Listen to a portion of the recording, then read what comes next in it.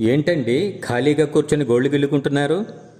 ఇంకేం పని ఉందండి, కావలసినంత సంపాదించాను, హాయిగా ఇంట్లో కూర్చొని కాలం గడుపుతున్నాను. ఆ మాట అనడానికి మనసు ఎలా వచ్చిందండి? మనిషి అన్న తర్వాత పరివర్తన ఉండాలిగా. ఇంతకన్నా ఏం కావాలేంటి? చూడండి, పాలు కూడా పాలులాగే ఉండాలనుకుంటే పెరుగు అయ్యేదా?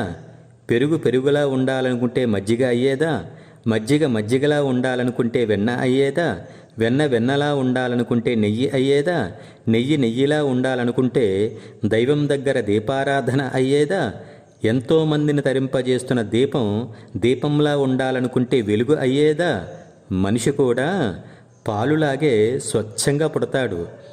పులుపు అనే వ్యతిరేక పదార్థాలతో పాలు నుంచి వెలుగుగా మారినట్లు మనిషి కూడా నిందలు, చీత్కారాలు, అవమానాలు అనే వాటితో మహనీయునిగా పరివర్తన చెందాలే గాని ఇలా ఉన్నదాన్ని మీకోసం మాత్రమే ఖర్చు చేస్తూ బ్రతికితే ఏదో ఒక రోజు పాలు కూడా మిమ్మల్ని చూసి ముఖం చాటేసే రోజు వస్తుంది.